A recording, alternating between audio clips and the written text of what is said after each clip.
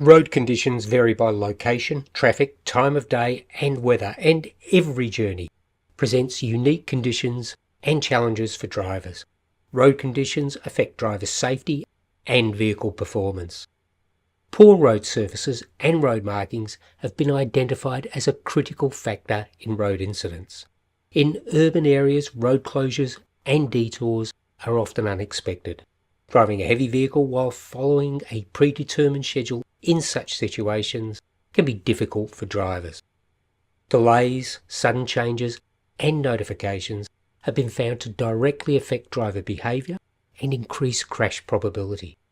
Besides affecting schedules, congested streets impact most activities that heavy vehicle drivers are required to perform.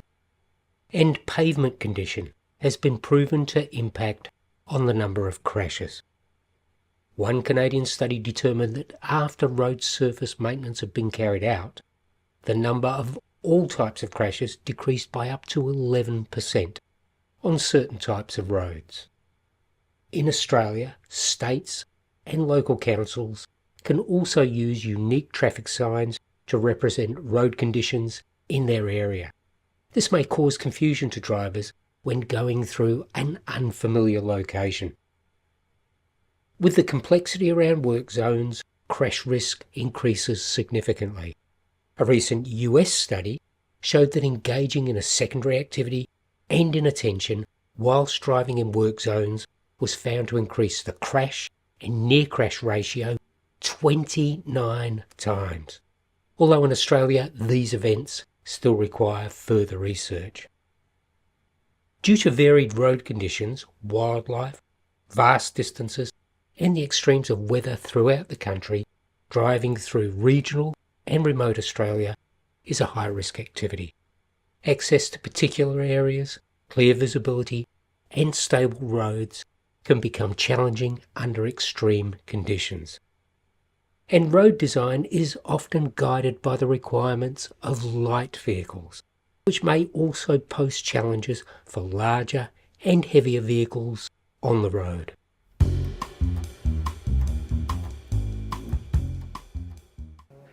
What are the main challenges that you face driving around, for instance, in the city versus a regional drive? Some of the biggest challenges I find, especially when driving a 24-hand trailer, is a lot of places can be very unforgiving. So if you take a wrong turn, if you go down a wrong road or you go into a wrong, if you're delivering to a shopping centre and you go in a wrong way, you can't just spin around and go out, you know what I mean? A lot of these times, if you make that mistake, you either have to reverse back out the way you came or, call up to get some help, because there's situations where you can't actually maneuver around. So you've got to be very aware of where you can and can't go. So what advice would you give other heavy vehicle drivers, for instance, on being safe on the roads themselves? My advice would probably be, if you are unsure about sort of like where you're going, or like, where you can go, or where there's like low rated bridges, always ask anyone, because I found when I first started here, you would get some stores and then you'd get comfortable to them, but then as you would get new stores, you would start to find out new challenges with routes, which could actually become very difficult, because it's like I said, if you turn down a wrong road, you can't always U-turn. Taking shortcuts and risks in a vehicle of that size is just asking for trouble. It's like we've got set route maps that we take to each individual store that I deliver to. Obviously, when you're going from the warehouse to the first store, you can use the map that's been tried and tested, but then sometimes we have more than one delivery in the trailer, so then you sort of got to pick your way from there to the next one and so on. But it's not worth it. Basically, take your time, get there safely. If it takes 5 minutes or you miss your delivery window by 5 minutes due to the traffic or road conditions or weather or whatever, that's just the way it is. What are the main challenges that you face driving every day? Recently, traffic. It's getting out of hand, especially with the road works, and everyone getting a little bit of stress and I'd say a bit of angry because of all the roadworks and just try to cut off and get in front of us. And probably their time, sometimes they need to, it's just hard. That's what most challenging at the moment for us on the road. And yeah, everything else is not that bad except from the traffic. In terms of road conditions generally, how often do you have to change your route on the way to a destination at all? We can't change the route majority of the time because of the height and the width and length restrictions that we've got. If there are roadworks and they want to divert us, then yeah, it only happens on an odd occasion. But you try and stay away from residential sort of streets and things because of trees, power lines, low-lying power lines. So not too often, to be honest. When that happens though, what does it add to the pressures and the stresses and the anxiety of the job at all? I think the stress goes right up, obviously, because you don't know how you're going to find that corner. You're trying to turn a vehicle, you know, a 19-metre long vehicle through a very tight corner. This is where accidents happen. So I think when they're doing roadworks and stuff like that, they've really got to think about, you're going to have trucks come through here. How are they going to get around? So yeah, it is, as soon as you see roadworks, yeah, the stress levels do 100% go up, because it's not just us trying to get through there, it's the road workers there. We're trying to keep our distance, keep our speed down. You got people that behind us getting aggravated because sometimes you have to go below the 40 Ks because it's that tight. You're clipping the cones and the curbing as you're trying to get through. So yeah, it definitely puts the stress up, but you've just got to try and stay calm. And if you can't get through, we just pull up, we've got to stop and just tell them we can't get through this. You need to find us an alternative route. And that's where the stress goes right up. So yeah, there's not much you can do about it.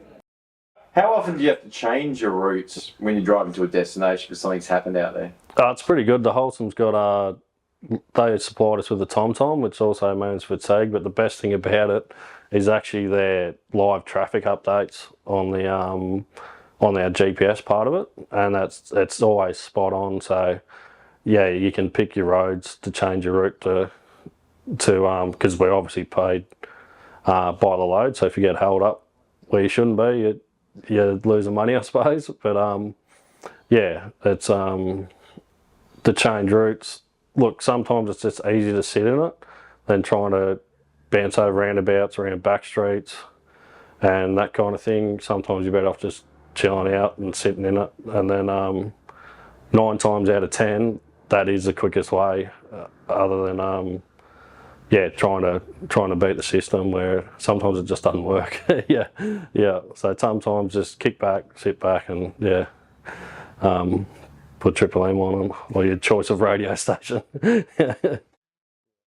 There's been a lot of road closures, like on the Fraser. If there's an accident, you have to go a different way, otherwise you'll get stuck on there, because it seems to be these days, I suppose, with the health and safety of the people on the emergency crews and all that, they'll just shut down the freeway.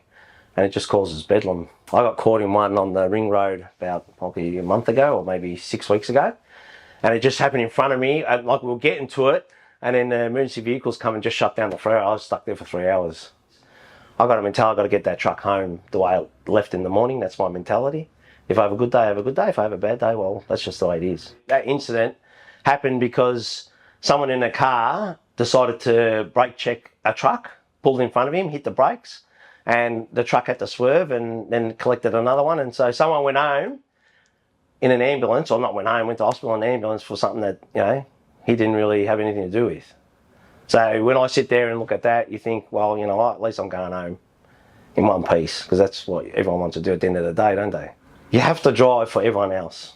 You just have to drive for everyone else. If you start driving thinking about the time, I've got to get there, I've got to get there, I've got to get there, or what you anticipate to get, like, oh, I've got to do this load so I can get the next load or whatever, you're gone. You just got to do what you got on, what load you've got on, just get that load there safe, and then just move on to the next one. Because if you think too far ahead, you'll go home stressed, anxiety, you'll have just, yeah, and the roads, as you know, with traffic, you can get very caught up in it all.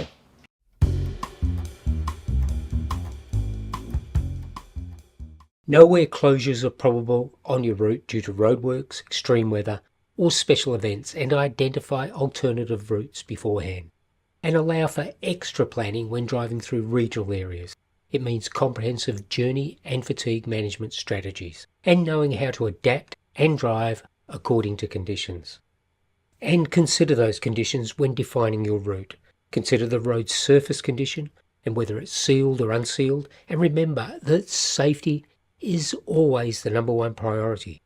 Report issues if you notice the condition of the road is deteriorating or that there are issues with its design. Be familiar not only with national traffic signs, but also additional ones in local areas that you're driving through. And slow down when conditions are difficult. Slowing down will help you focus on the road and could get you additional reaction time if it's needed.